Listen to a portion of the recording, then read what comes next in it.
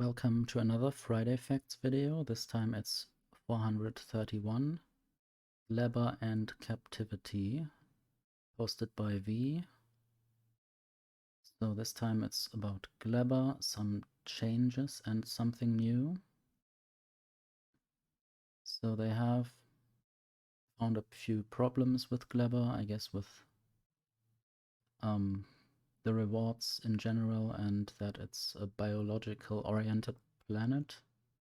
And otherwise they mostly produce things like metals or machines that are not so compatible with organic stuff. And yeah, it's difficult to integrate the biological production chains into the rest of the traditional factory, as it's mostly metals there. Finding useful things to unlock is difficult, especially compared to the metal and electronics based producers like foundry and electromagnetic plant. So during the LAN party, these problems were confirmed, and they realized many other issues.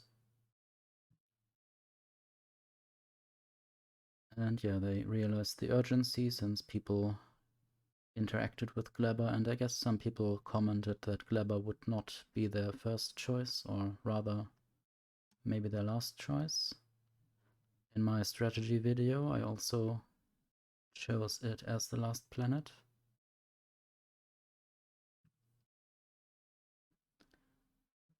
Okay, they have made a change, the bacteria cultivation. So far, everything biological made on Gleba is very much disconnected from all the ores and circuits.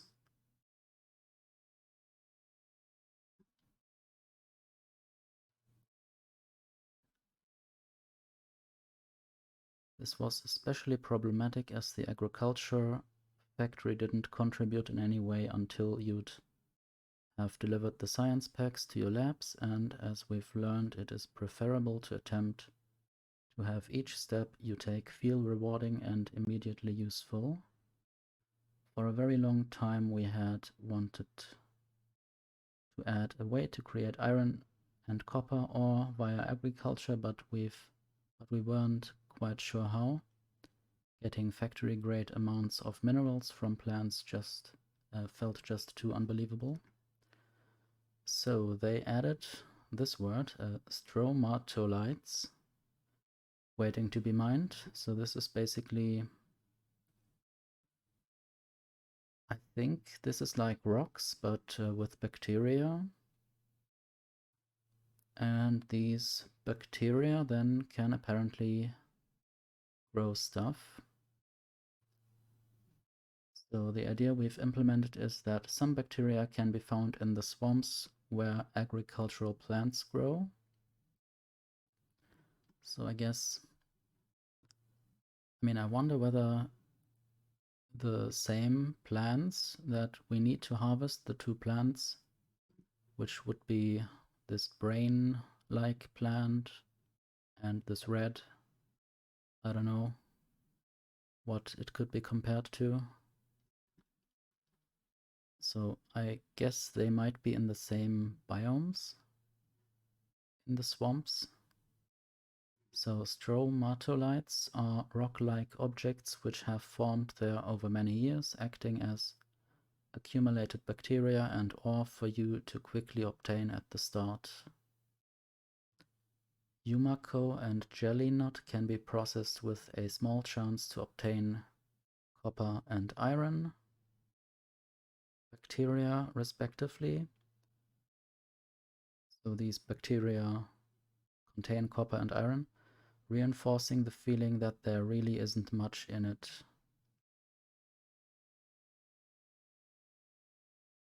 So I wonder whether from these stromatolites you can already get the bacteria. I think so. And then also these fruits that you can harvest have a small chance to give these bacteria as well.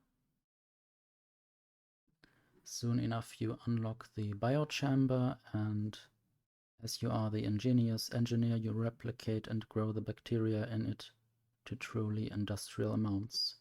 So this is the production chain. I guess this shows everything relevant. So you have these green cubes and this mesh. I want to quickly check. I wonder whether the brains get transformed into the green cubes. And I guess these apple tomato-like things get transformed into this mesh. And eventually this is bioflux.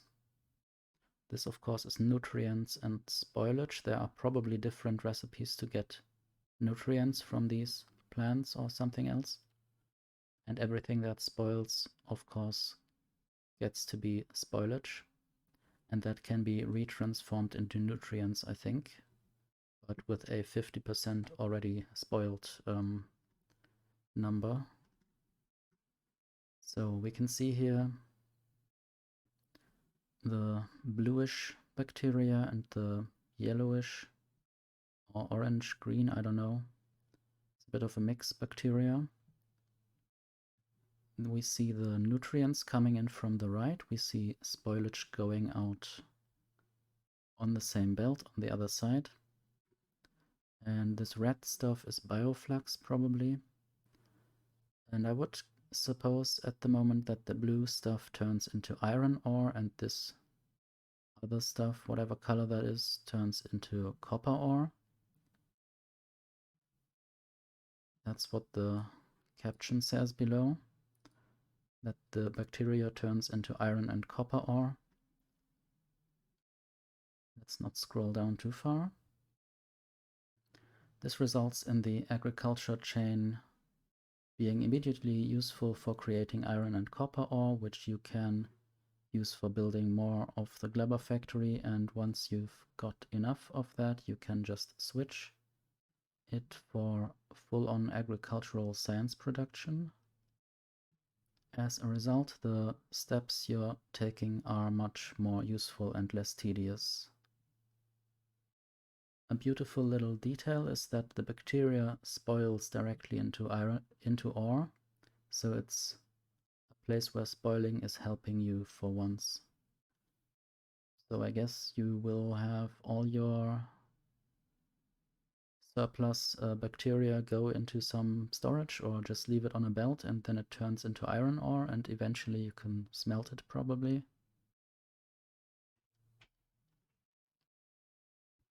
The reward, you can see here already some animation of a, I guess I could just show it, of a biter spawner being captured.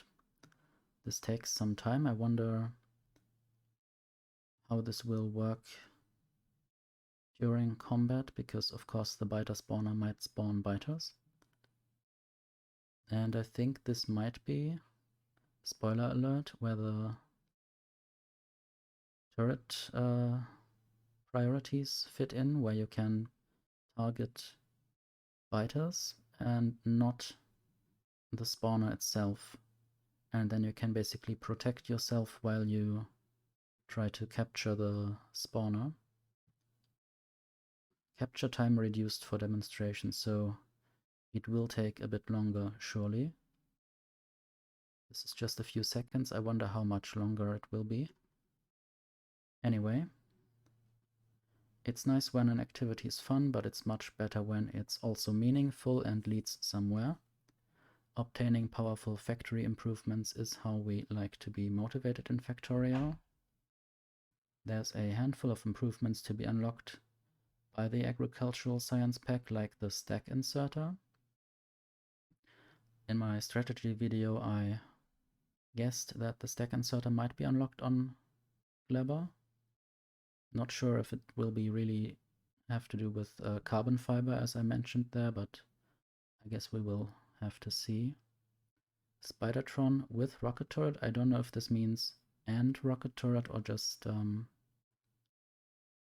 that Spidertron can have different things. It would also be cool to have a modular Spidertron with different primary weapons. Okay, or more efficient recipes for space platforms. This is definitely helpful to make space platforms smaller or better in general. But there's one specific new technology, biter captivity. We have seen captivity in some B-roll footage already, where someone put it on the research queue, along with fish breeding. So I guess you will also be unlocking fish breeding on Gleba. Okay, Bioflux is a combination of processed Yumako and jelly nut. It's created on Gleba and it can be used to capture biter spawners on nauvis. Capture robot loaded with doses of Bioflux solution. I think the grammatics here is not entirely sense-making anyway, and is shot from a rocket launcher. The capture robot latches onto a spawner and soon enough the spawner is rendered harmless and docile. This will be interesting to try out. And there are different kinds of spawners. I wonder whether, you know, biter spawners and spitter spawners work differently and whether they also then give different kinds of eggs, as that is what happens here. The bioflux goes in and the biter eggs go out. Once captured, the spawner no longer hatches biters and biter eggs can be collected with inserters for further processing or disposal. And I wonder if the spawner can only produce eggs if there is enough pollution. That might be interesting because normally spawners only spawn biters when there's pollution. Isn't that correct?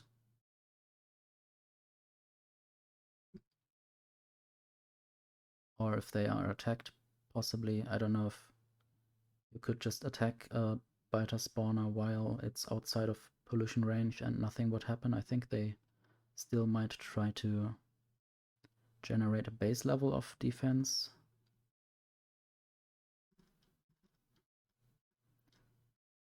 Anyway, as long as you keep feeding it bioflux in frequent intervals, the spawner will remain that way. Otherwise, it goes rogue and returns back to its natural form, spawning hostile biters again. Biter eggs can be immediately used for improvements to agriculture, whatever that means. Maybe something like fertilizer. I'm not sure what could be specifically meant by improvements to agriculture. Maybe there are some alternative recipes or something. Crafting productivity module 3, or because we felt like Gleba unlocks aren't motivating us enough, a new laboratory. So I wonder whether you need the biter eggs to make productivity module 3 or whether that is just an alternative recipe that maybe is better at making productivity module 3. First I thought this might be unlocked on Vulcanus, but maybe that's not the case. Maybe productivity is unlocked on Gleba.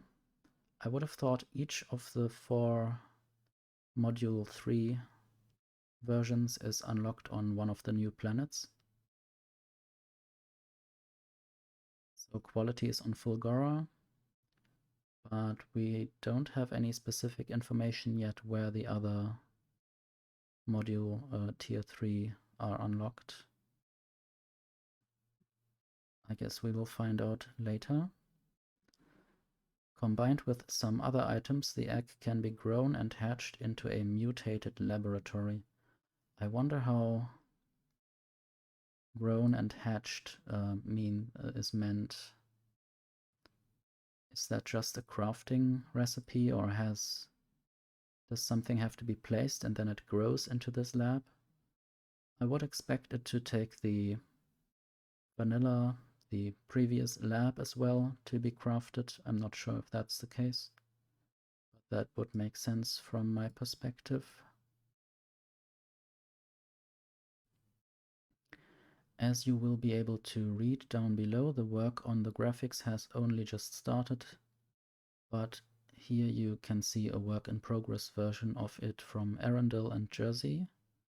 This already looks quite nice. I think it might be combined with some other things. I don't know if some elements of this might be in other machines, or if this is entirely original, but for a work in progress this already looks quite nice.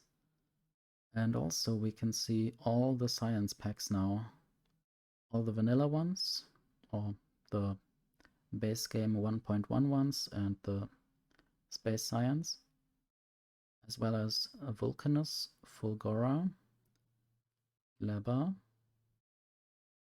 and then the last planet, which we might or might not call Aquilo, and probably some kind of endgame science pack, which is the black one. It's interesting that it's white and black for the maybe infinite sciences. Work in progress, graphics of the new biolab. Okay, it's called a biolab. I wonder whether this one will only be able to do science or also something like oil processing. I think we are still lacking something for oil processing, but maybe that will be the Aquilo building. I'm not sure. The biolab can be used only on nauvis, as the organism inside would die on other planets. But in turn it only consumes half the amount of science packs for any given research. It can process all science packs just like the normal lab. It also has 4 slots for modules. So this is definitely good for more productivity and consumes half the amount of science packs. I wonder whether that means that it consumes them half as fast, basically the same as the big mining drill that consumes the ores below it half as fast.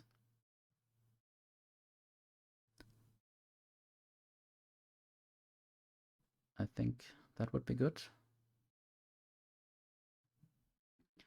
This means it's a powerful unlock, and obtaining it early on should feel quite rewarding. Whether we finally broke the imbalance of Vulcanus and Fulgora being clearly superior to Gleba, we will see, but at least the difference is much, much less stark now. I guess that might definitely turn the balance into good things now. Like we have, we have no knowledge as the puny normal people that didn't go to the LAN event, but I think from what we knew, Fulgora and Vulcanus definitely seemed more rewarding, but this lab definitely is very helpful, and also all the other things they mentioned, the stack inserter and productivity module 3. Productivity modules are of course especially good for getting more stuff for less stuff. So this is interesting to me. A bit of a backstory. You may notice that the biolab above looks awfully similar like the captivity biter spawner. Until very recently that's pretty much what it was. Yeah, I guess they just added some things on the edges. This is the biter lab or biolab. This is the captivity biter spawner.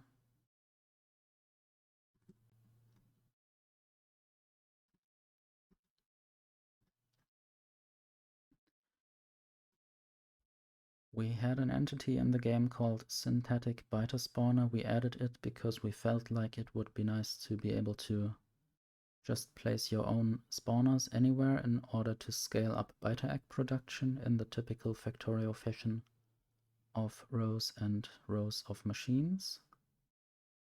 Yeah, that would be good, not just capturing, what is it called, captifying, I'm bad at this word, anyway, not just capturing biter spawners, but also producing your own ones. As we were trying to simplify some things and find rewards for Gleba, the synthetic biter spawner started to lose its significance. And at the same time we felt like some powerful Gleba unlock is missing. At first we changed it to be a more universal crafter, giving it the ability to craft nauvis science packs, solid fuel and rocket fuel, so that would be at least some oil related stuff. But I guess you will see in the moment that that isn't the case. All with a productivity bonus similar to the foundry and electromagnetic plant. The recipes felt a bit forced and the bonus wasn't that great compared to its rivals, but it was something.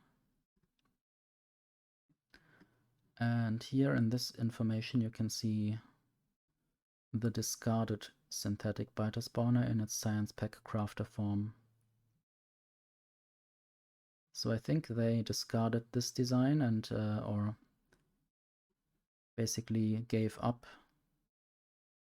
on a machine that could craft science packs faster and the solid fuel and rocket fuel, so I'm not sure if there's a machine specifically for these chemical things and science pack crafting things. Along the way we started dreaming about turning it into a full-on laboratory. The graphics, however, would be far from a proper visual solution, so we've put our heads together with Albert and Arundel and we decided to make a last-minute adjustment, making a proper semi-organic biolab, which would include more of the typical lab structure. So this is the before and this is the after. And I'm really happy that something like a bigger lab is finally in the game. You basically have more modules in it, more space to put beacons around it. I guess just like the foundry or the refinery, you can put that many things, that many modules around it. And of course half the science pack train, I would say.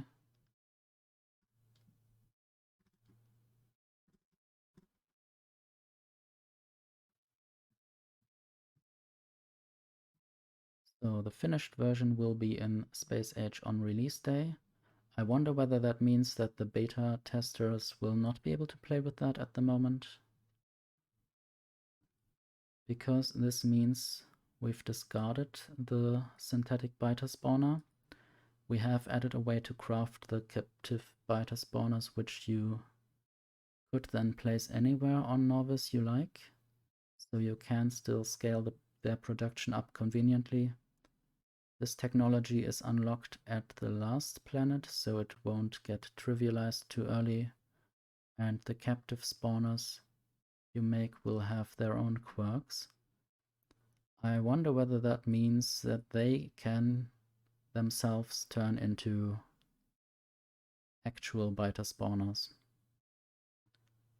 That might of course be bad if you have this area not properly defended or if you don't support it with enough bioflux. Conclusion. The idea of capturing biters has been in our heads for a long time and in Space Age since the very first serious brainstorming going into the initial prototype, so it has been in Space Age. since the first brainstorming. Biter eggs also make use of the spoiling mechanic as they spoil into live biters. The biter-based lab has had many uses before, and we believe now it found its true form.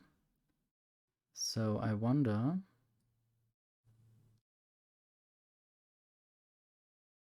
whether this is a different building from that one up here. I think they should be two different buildings.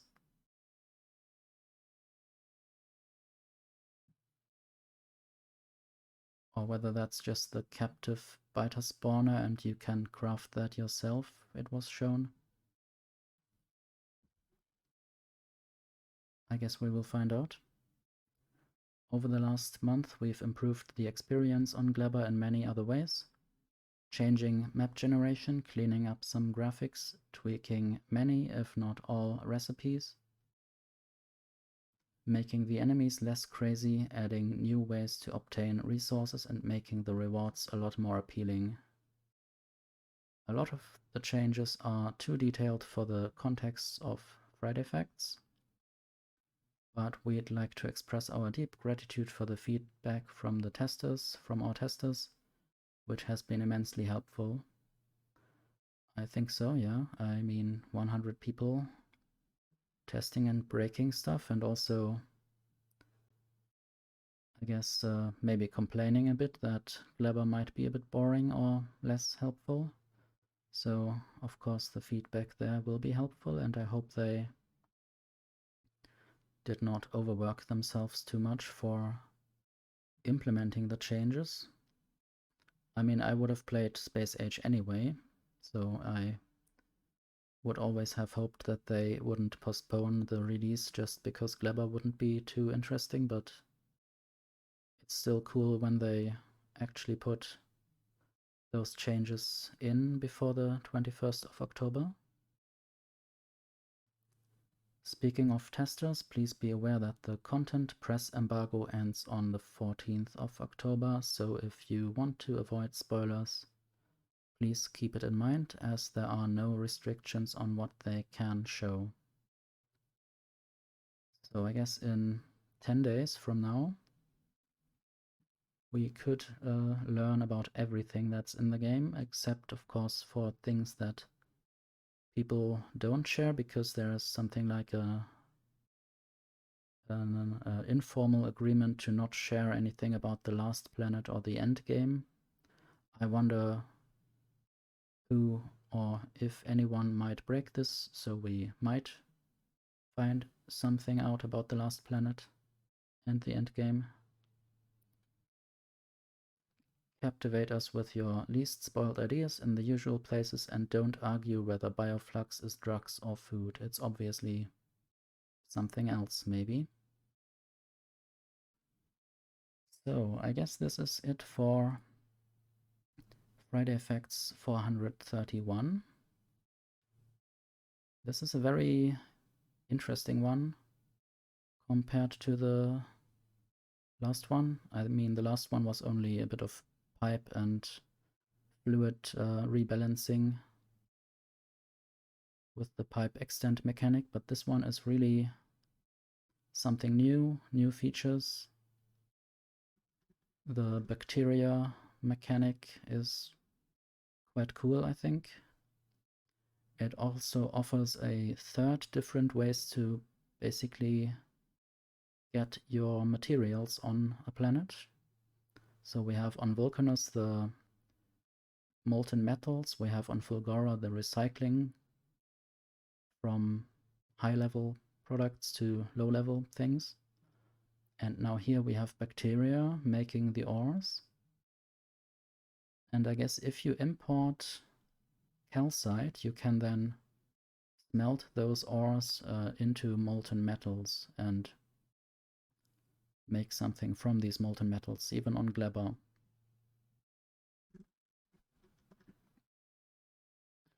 And this will definitely be interesting. This will make combat necessary, I guess, in some way, and I wonder whether there's a solution to peaceful mode, or to not having biters in the game, or maybe you will just have the spawners in the game, but they will not produce any biters.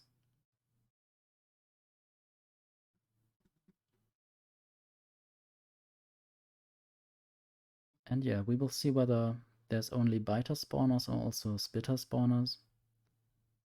Maybe they both turn into this one. I guess we will have to wait and see what actually happens with them. And it's nice to actually see all the 12 science packs, and there's of course this inserter set up for the potential spoilage that might result from these science packs, and they seem to not go very fast on these belts, so it might be that at some point some of these science packs turn into spoilage on the belt or in the labs. And I'm kind of sad if they don't have anything that produces science packs faster, but I guess you could just have either assembling machine 3, or maybe there will even be something like an assembling machine 4, maybe unlocked on the last planet for basically everything, or it will just be, as we know it, the level 3 assembler, and that I guess is also fine enough. There are many features in the expansion, and I would play it anyway, so yeah, I guess that's it for this Friday Facts. Thank you all for watching, and maybe see you another time.